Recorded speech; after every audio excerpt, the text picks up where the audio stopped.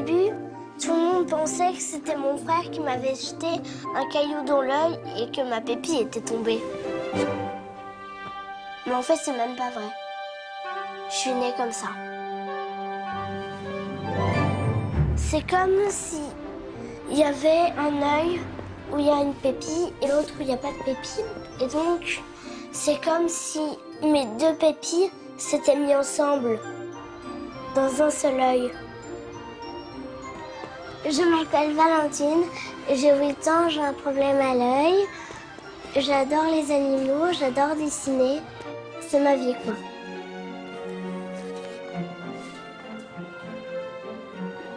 Quand Camille vient à l'école, je l'adore et en fait, elle m'aide pour faire des exercices. Elle m'explique calmement. On va devoir la guider sur tout le parcours. Parfois, tu peux lui lâcher la main et quand elle en a besoin, tu lui donnes la main. Il n'y a rien. Attends, avance.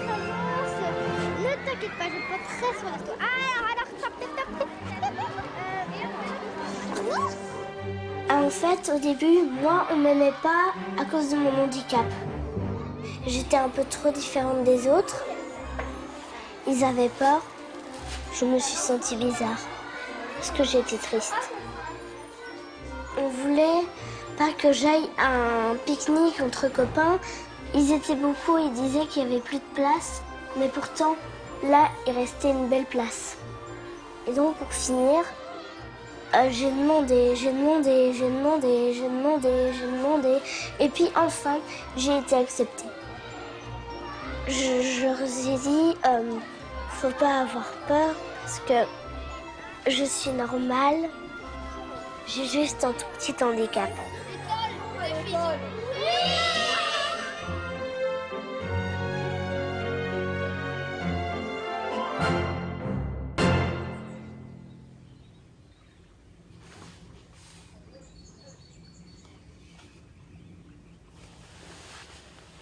Très souvent, quand on est handicapé, on ne se sent pas soi-même différent tout de suite. On ne se sent différent qu'à partir du moment où l'autre nous considère différents et ce qui peut engendrer de la souffrance.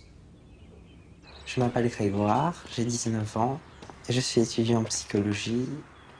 Et mon handicap est que je suis aveugle de l'œil gauche et en partie aveugle de l'œil droit. Je vois comme si je regardais dans un tube en fait. Comme si quelqu'un de normal regardait dans un tube.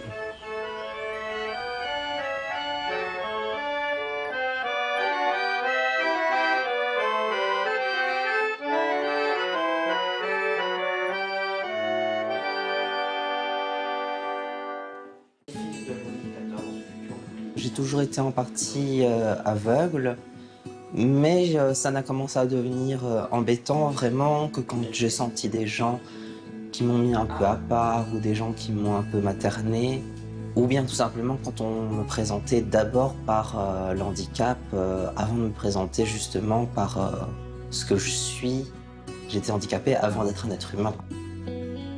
Quand j'étais à l'école primaire et depuis mon enfance, en fait, j'ai pas eu beaucoup d'autonomie à ce moment-là. J'ai été d'une certaine manière beaucoup materné et en plus j'avais une nounou pour s'occuper de moi après l'école.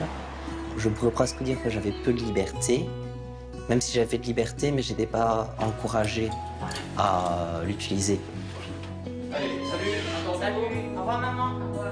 Au début, je ne me rendais pas vraiment compte que prendre un cote appartement pour l'université, ça allait vraiment être un très grand changement dans ma vie. J'ai senti en fait que j'étais de plus en plus libre et dépendant uniquement de moi-même et plus des autres. C'est une forme de liberté.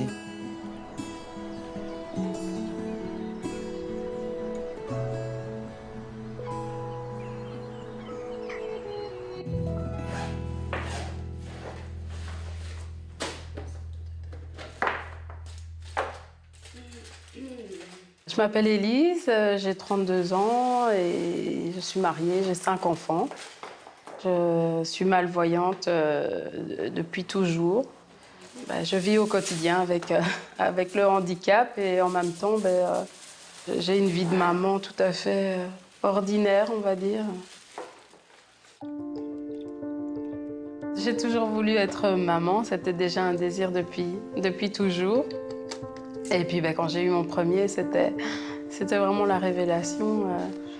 C'était une chouette aventure qu'on a renouvelée 4 fois après.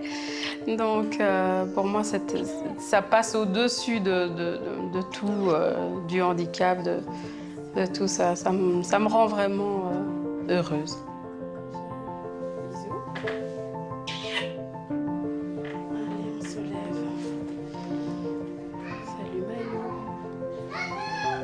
Qu'est-ce qu'il y a?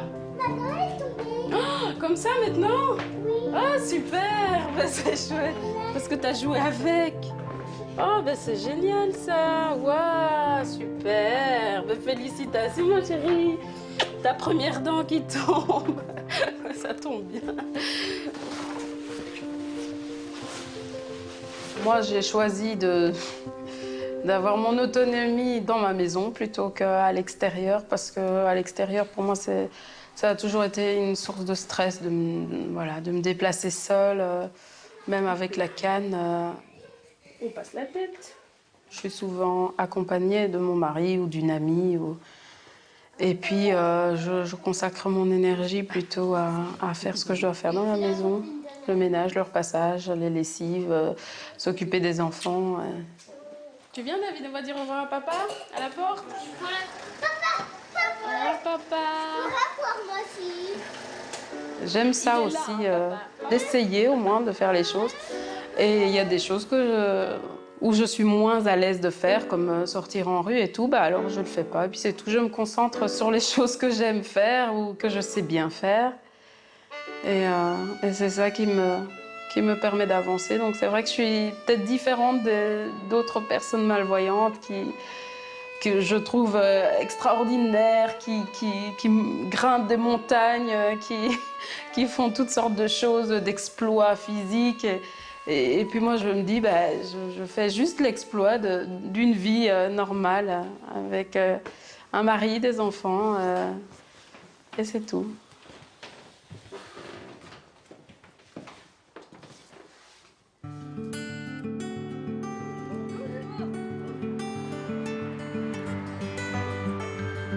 Les gens, des fois, ont peur de m'aborder.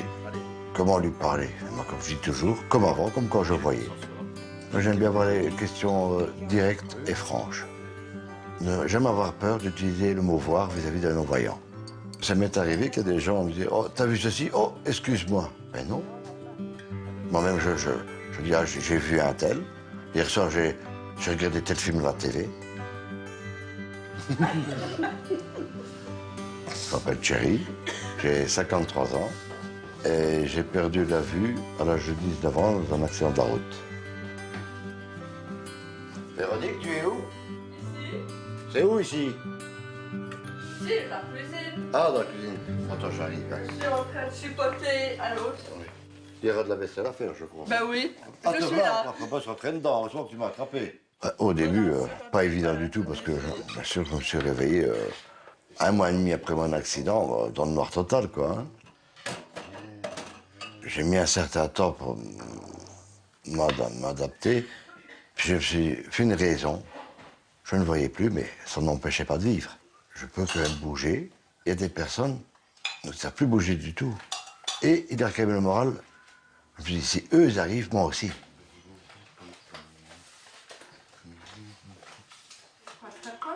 Vu que j'ai vu avant, je me souviens de toutes les couleurs, de toutes les personnes que j'ai vues, de toutes les images. Donc j'ai une bonne mémoire visuelle et ça m'aide dans beaucoup de choses. Même dans le rangement et tout, ça m'aide pour beaucoup de choses. Oui. Il est